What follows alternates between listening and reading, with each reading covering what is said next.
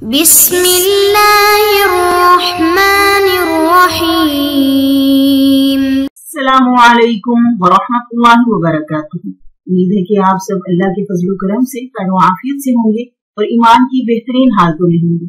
آج ہم کتاب سنن ابی داؤد کا سبق نمبر 29 پڑھیں گے، جس کا عنوان ہے قسم کھانے اور نظر کے احکام اور اس کے مسائل۔ تو پہلے ہم یہ والا باب پڑھیں گے، باب فی کراہیت الحلف بالامانتی، یعنی کہ لفظ امانت پر قسم کھانے کا بیان۔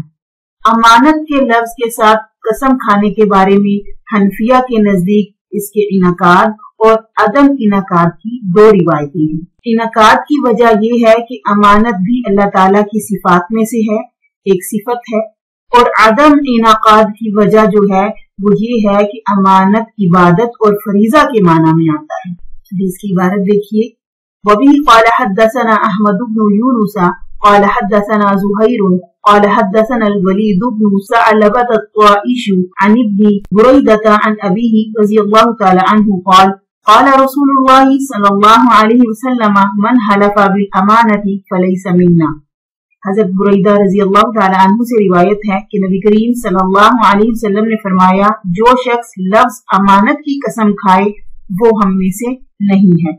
تو دیکھیے، یہ اس لیے کہا گیا کیونکہ قسم اللہ کے اسماء اور صفات کی کھانی چاہیے، اور امانت جو ہے اس کے اسماء اور صفات میں سے نہیں ہے، بلکہ اس کے اوامر میں سے ہے۔ اوامر میں سے ایک امر ہے، اس لیے امانت کی قسم کھانا جائز کام ہوگا اور اس میں کفارہ نہیں ہوگا۔ امام ابو حنیفہ کے نزدیک امانت کی قسم صحیح ہے اور اس میں کفارہ واجب ہوگا، کیونکہ امین اللہ کا نام ہے۔ دیکھیے، پھر کہا گیا من حلف بالامانتی فلیس منا۔ اس میں جو ممانعت ذکر کی گئی ہے اس کی وجہ یہ ہے کہ یہود کے ساتھ تشبہ ہے کہ وہ لفظ امانت کے ساتھ قسم کھایا کرتے تھے، اس لیے نبی کریم صلی اللہ علیہ وسلم نے منع فرمایا تاکہ ان سے مشابہت نہ ہو۔ اگلا باب دیکھیے، باب المعارض فی الایمان، یعنی قسموں میں اشارہ کنایا کرنا۔ اب کنایا جو ہے یہ علم البیان میں سے وہ کلمہ ہوتا ہے جس کے معنی مبہم اور پوشیدہ ہوں۔ اس کا سمجھنا کسی قرینے کا محتاج ہو، وہ اپنے حقیقی معنوں کی بجائے مجازی معنوں میں اس طرح استعمال ہوا ہو کہ اس کے حقیقی معنی بھی مراد لیے جا سکتے ہیں، یعنی بولنے والا ایک لفظ بول کر اس کے مجازی معنی کی طرف اشارہ کر دے گا، لیکن اس کے حقیقی معنی مراد لینا بھی غلط نہیں ہوگا۔ مثال سے سمجھیے، زید کو آپ نے سر پر چڑھایا، تو حقیقت میں اس کے معنی یہ ہے کہ زید کو آپ نے بگاڑا ہے۔ مجازی معنی اس کے یہ ہے کہ سر پہ چڑھا لینا، حقیقت میں اس کے معنی یہ ہے کہ زید کو آپ نے بگاڑا۔ معارض جمع ہے مراج کی، جو ماخوذ ہے تعریض سے۔ اب یہ تعریض یہ صریح کی ضد ہے، یعنی اشارہ کنایا سے بات کرنا۔ حدیث کی عبارت دیکھیے، وَبِهِ قَالَ حَدَّثَنَا عَمْرُو بْنُ عَوْنٍ قَالَ أَخْبَرَنَا هُشَيْمٌ تَحْوِيلٌ وحدثنا مسدد قال حدثنا هشيم عن عباد بن ابي صالح عن ابيه عن ابي هريره رضي الله تعالى عنه قال قال رسول الله صلى الله عليه وسلم يمينك على ما يصدقك عليها صاحبك قال مسدد قال اخبرني عبد الله بن ابي صالح قال ابو داود هما واحد عبد اللہ بن ابی صالح و عباد بن ابی صالح۔ حضرت ابو ہریرہ رضی اللہ تعالی عنہ سے روایت ہے کہ نبی کریم صلی اللہ علیہ وسلم نے فرمایا، تیری قسم کا اعتبار اس چیز پر ہے جس پر تیرا ساتھی تیری تصدیق کرے۔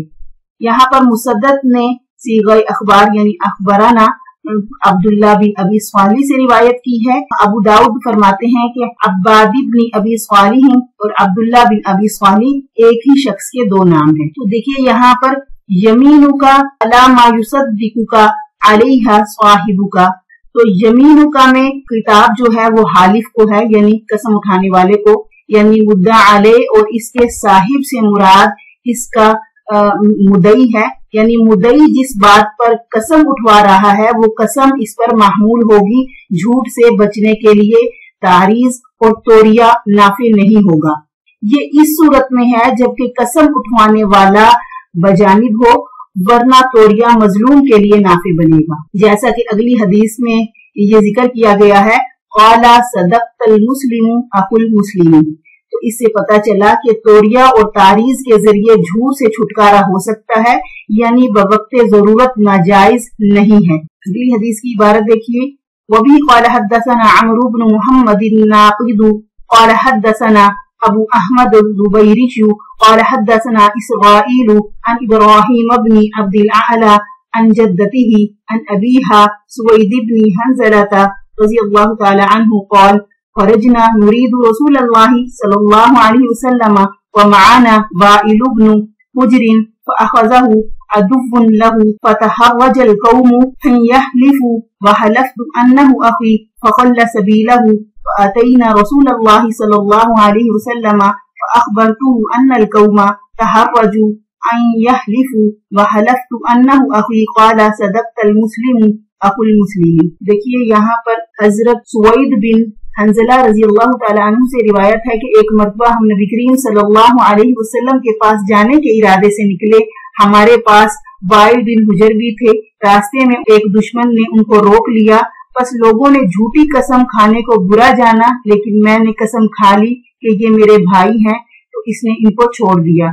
जब हम नबी करीम सल्लल्लाहु अलैहि वसल्लम की खिदमत में पहुंचे तो मैंने सारा वाकया आपके गोशगुजार किया और अर्ज किया कि मेरे साथियों ने झूठी कसम को बुरा तस्वुर करते हुए कसम ना खाई, लेकिन मैंने कसम खा ली कि ये मेरे भाई हैं, हालांकि नसब के लिहाज से ये मेरे भाई नहीं है। आपने फरमाया, तूने सच ही कहा है, क्योंकि एक मुसलमान दूसरे मुसलमान का भाई होता है। अगला बाब देखिए, बाबू मा जाअ फिल हल्फि बिल बराअति व बिमिल्लतिन गैरि इस्लामी, यानी इस्लाम के अलावा किसी और मिल्लत में हो जाने की कसम खाना, इसका क्या हुक्म है। तो पहले हम हदीस की इबारत देखेंगे, उसके बाद इसका तफसील से हुक्म पढ़ेंगे। बिस्मिल्लाहिर्रहमानिर्रहीम।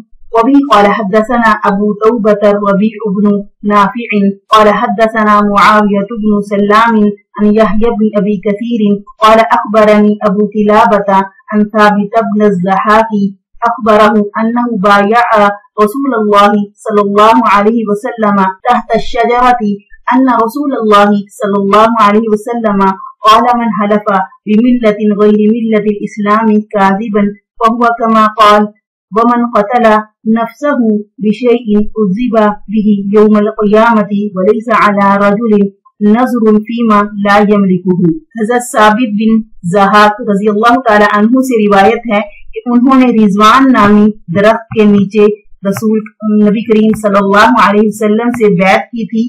आप सल्लल्लाहु अलैहि वसल्लम ने फरमाया, जो शख्स कसम खाए इस्लाम के अलावा किसी दीन में दाखिल होने की और वो झूठा हो तो वो ऐसा ही हो जाएगा जैसे इसने कहा। मसलन किसी ने कहा, अगर मैं ये काम करूं तो यहूदी हूं, और वो इस कसम में झूठा हो तो वो यहूदी ही होगा। और जो शख्स जिस चीज के जरिए खुदकुशी करेगा तो आखिरत में इसको इसी चीज से अजाब दिया जाएगा, और किसी शख्स पर वो नजर लाजिम नहीं आती जो इसके इख्तियार में ना हो। मसलन कोई शख्स किसी दूसरे शख्स की बीवी को तलाक देने की नजर मान ले। अगली हदीस की इबारत देखिए, वबी क़ाल हद्दसना अहमद इब्न हंबल क़ाल हद्दसना ज़ैद इब्न हुबाबी क़ाल हद्दसना हुसैन यानी इब्न वाक़िद क़ाल हद्दसनी अब्दुल्लाह इब्न बुरैदता अन अबीही रज़ियल्लाहु तआला अन्हु क़ाल क़ाल रसूलुल्लाह सल्लल्लाहु अलैहि वसल्लम मन हलफ़ फ़क़ाल इन्नी बरीउन मिनल इस्लामी फ़इन कान काज़िबन फ़हुव कमा क़ाल व इन कान सादिक़न फ़लन यरजिअ इलल इस्लाम सालिमन। हज़रत बुरैदा रज़ियल्लाहु तआला अन्हु से रिवायत है कि नबी करीम सल्लल्लाहु अलैहि वसल्लम ने फरमाया, जो शख्स कसम खाए और यूं कहे कि अगर मैं इस तरह का काम करूं तो मैं इस्लाम से बरी हूं, और वो झूठा हो तो वो वैसा ही हो जाएगा जैसा कि इसने कहा, यानी इस्लाम से निकल जाएगा। और अगर वो सच्चा है तो भी इस्लाम में सलामती के साथ दाखिल नहीं हो सकेगा, यानी गुनाह जरूर मिलेगा। अब गैर मिल्लत पर कसम खाने का क्या हुक्म है वो देखिए, यानी जो आदमी मिल्लत गैर इस्लाम पर कसम खाए तो वो वैसे ही है जैसा कि इसने कहा। अगर वो ये कहता है कि मैं ये काम करूं तो मैं यहूदी हो जाऊं या नसरानी, अगर इसकी ये कसम झूठी हुई तो वो यहूदी या नसरानी हो जाएगा या नहीं, इसमें आइम्मा का इख्तिलाफ है। यहाँ पर शवाफे के नजदीक ये है कि ऐसा कहने वाला यहूदी या नसरानी हो जाएगा, क्योंकि इसने इस्लाम की तहकीर करके रजा बिल कुफ्र का इर्तिकाब किया है, लिहाजा ये काफिर हो जाएगा। और जमहूर उलमाए किराम फरमाते हैं कि ऐसा शख्स काफिर या यहूदी नहीं होगा। जमहूर उलमाए किराम की दलील ये है कि कुफर का ताल्लुक जो है वो एतकाद के साथ है, जबकि इसका मकसद जो है वो नफ्स को जजर करना है, यानी जजर व तौबीख करना, और इसको इस काम से रोकना था, एतकादन कुफ्र नहीं था, इसलिए काफिर नहीं होगा। हाँ, अलबत्ता सख्त गुनहगार होगा, इसलिए तौबा करना जरूरी है। और इमाम शाफी रहमहुल्लाह की दलील ये है जो हदीसुल बाब में जिक्र की गई है, इसमें फहुआ कमा क़ाल, तो इससे मालूम हुआ कि जैसा इसने कहा वैसा ही हो गया। और इमाम शाफी की दलील का जवाब जमहूर उलमाए किराम ऐसे देते हैं कि यहाँ इससे तहदीद और वईद मुराद है, यानी उसने अपने आप को जो जजर और तौबीख के लिए ये कहा था, तो यहाँ पर उसको डराने के लिए ये वईद मुराद ली गई है कि वो यहूद जैसी सजा का मुस्तहिक है, जैसा कि हदीस में आता है, मन तरक सलातु मुतअम्मिदन फक़द कफर। इसमें अकूबत कुफर मुराद है, यानी सजा जो है वो कुफर मुराद है। इसी तरह इस मसले में ज्यादा सही बात यह है कि इस तरह की कसम खाने वाला अगर अपनी कसम के खिलाफ काम करे तो वो काफिर नहीं होगा, बशर्त ये कि इसके कसम खाने का मकसद काफिर बनना ना हो। हाँ, अगर वो जानता है कि इस कसम की खिलाफ वर्जी करने से आदमी काफिर हो जाता है और फिर भी इसने जानबूझकर खिलाफ वर्जी की, तो इस सूरत में वो काफिर हो जाएगा, क्योंकि वो इस सूरत में कुफर पर राजी है। तो अब यहाँ पर ये सवाल है कि इस किस्म की जो यमीन है यानी कसम है, इस किस्म की यमीन को यमीन शरई कहा जाएगा या नहीं कहा जाएगा, इसमें आइम्मा का इख्तिलाफ है। इमाम शाफी रहमहुल्लाह और इमाम मालिक रहमहुल्लाह के नजदीक ये शख्स जो है वो सख्त गुनहगार होगा और तौबा लाजिम होगी, मगर यमीन नहीं बनेगी, ख्वाह वो कसम में सच्चा हो या झूठा हो, लिहाजा कफारा भी वाजिब नहीं होगा। और दूसरा कौल ये है जो कि अहनाफ और इमाम अहमद रहमहुल्लाह, इसहाक और सुफियान सोरी रहमहुल्लाह के नजदीक है, वो ये कहते हैं कि ये यमीन बन जाएगी और हानिस होने की सूरत में कफारा लाजिम आएगा। इमाम शाफी रहमहुल्लाह की दलील ये है कि गुज़िश्ता हदीस में हजरत अबू हुरैरा रज़ी अल्लाह ताला अन्हु की जो रिवायत है उसमें फरमाया गया, मन हलफा फ़क़ाल फी हल्फिही बिल्लाती वल उज़्ज़ा फल्यकुल ला इलाहा इल्लल्लाह। तो इसमें सिर्फ तौबा और तजदीद ईमान का जिक्र है, कफारे का जिक्र नहीं है। अहनाफ की दलील आगे बयान की गई है, वो कहते हैं कि तहरीम मुबा पर कुरान करीम ने लज़ूम कफारा का सबूत होता है, कि तहरीम मुबा पर कुरान करीम से लज़ूम कुफारा का सबूत होता है, यानी कफारे के लाजिम होने का सबूत मिलता है। इसलिए इस सूरत में जो जिक्र की गई है वो सूरत वो तहरीम हलाल है, इस बिना पर इसको यमीन करार दिया जाएगा और कफारा लाजिम होगा। और इमाम शाफी रहमहुल्लाह की दलील का जवाब वो ऐसे देते हैं कि ये हदीस यमीन होने ना होने में साकित है, यानी खामोश है, और इसी तरह कफारा लाजिम होने और ना होने में भी ये साकित है। यहाँ पर साबित बिन ज़हाक, ये साबित बिन ज़हाक अबू ज़ईद अंसारी खजरजी हैं, ये इन असहाब में से हैं जिन्होंने हुदैबिया में बैतुल रिज़वान के मौके पर दरख्त के नीचे नबी करीम सल्लल्लाहु अलैहि वसल्लम के दस्ते मुबारक पर बैत की थी, और ये इस वक्त कम उम्र थे। हजरत अब्दुल्लाह बिन जुबैर रज़ी अल्लाह ताला अन्हु के साथ जो फितना पेश आया इसमें ये शहीद हुए थे। हमारा आज का सबक यहाँ मुकम्मल हुआ। इंशाअल्लाह अगले सबक के साथ फिर हाजिर होंगे। अस्सलाम व रहमतुल्लाहि व बरकातहू।